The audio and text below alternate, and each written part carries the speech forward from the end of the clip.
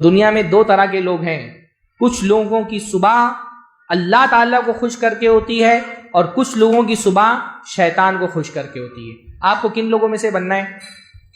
اللہ کو خوش کرنے والا یا شیطان کو خوش کرنے والا؟ ہے نا؟ تو کل سے فجر کی نماز میں آؤ گے پھر، ہے نا؟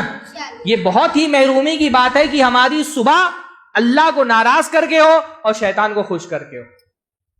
تو آئیں گے انشاءاللہ فجر کی نماز میں انشاءاللہ۔ بول دو بھائی، ڈر لگ رہا ہے کہ آنا نہ پڑ جائے۔ ہاں واللہ اللہ کے نبی فجر نماز، فجر کی جو فرض نماز ہے اس کی جو اہمیت ہے وہ تو اپنی جگہ پر۔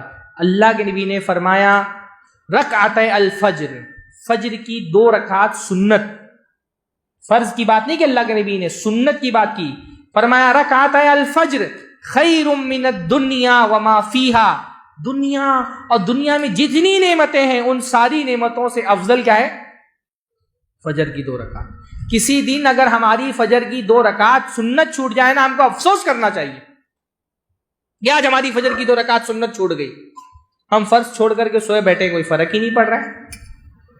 ہاں ابھی اگر فلائٹ ہو صبح کی کہیں تو رات میں 3 بجے اٹھ جاتے، تیاری کرنا شروع کر دیتے۔ کیوں؟ کہ 5,000 10,000 15,000 کی ٹکٹ نکالی ہے فلائٹ کی، اگر فلائٹ مس ہو گئی تو 15-20 ہزار کا نقصان ہو جائے گا۔ اور یہ جو فجر چھوڑ رہے ہوئے کتنا بڑا نقصان ہے، یہ کتنا بڑا نقصان ہے۔ حدیث میں آتا ہے اللہ کے نبی صلی اللہ علیہ وسلم کو جہنم دکھائی گئی، تو اللہ کے نبی صلی اللہ علیہ وسلم نے دیکھا ایک بندہ لیٹا ہوا ہے، جیسے فجر چھوڑ کر کے ہم لیٹے رہتے ہیں نا، ایک بندہ ایسے ہی لیٹا ہوا ہے، بغل میں اس کے ایک بھاری پتھر رکھا ہوا ہے اور اس پتھر کے پاس ایک فرشتہ کھڑا ہے۔ صحیح روایت اللہ کے نبی، فرشتہ کھڑا ہے، فرشتہ کیا کرتا ہے؟ وہ پتھر اٹھاتا ہے اور اس بندے کے جو لیٹا ہوا ہے اس کے سر پہ پٹخ دیتا ہے۔ طاقتور فرشتہ وزندار پتھر اٹھا کر کے اگر پٹخ دے سر پہ تو کیا حال ہوگا؟ سر کا، سر بکھر جاتا ہے، ٹکڑے ٹکڑے ہو کر کے سر بکھر جاتا ہے، پتھر لڑک کے دور چلا جاتا ہے، اتنی فورس سے وہ پتھر پھینکا گیا تھا۔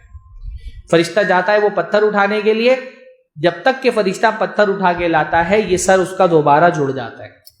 پھر فرشتہ وہ پتھر اٹھا کر کے سر پہ پٹکتا ہے، پھر پتھر لڑک کے دور چلا جاتا ہے، اس کا سر بکھر جاتا ہے، پھر فرشتہ اٹھاتا ہے، پتھر اٹھانے کے لیے جاتا ہے، تب تک یہ سر دوبارہ جڑ چکا ہوتا ہے۔ یہ عذاب مسلسل اس کو ہو رہا ہے۔ تو اللہ کے نبی صلی اللہ علیہ وسلم پوچھتے ہیں کہ کیا غلطی ہے اس بندے کی، کیوں اس کو یہ عذاب دیا جا رہا ہے؟ تو فرشتہ بتاتا ہے کہ یہ وہ بندہ ہے جس نے قرآن کا علم حاصل کیا پھر اس سے غافل ہو گیا۔ غافل ہو گیا یعنی اس پر عمل نہیں کیا، قرآن بھولا نہیں، قرآن یاد کر کے بھولنے کی کوئی بھی وعید موجود نہیں ہے احادیث میں۔ غافل ہونے کا مطلب دین سیکھا اور دین پر عمل، اس کا مطلب کیا کہ وہ کافر نہیں ہے، وہ مسلمان ہے۔ کافر کیوں قرآن سیکھے گا بھائی؟ مسلمان ہے جس کو یہ عذاب ہو رہا ہے۔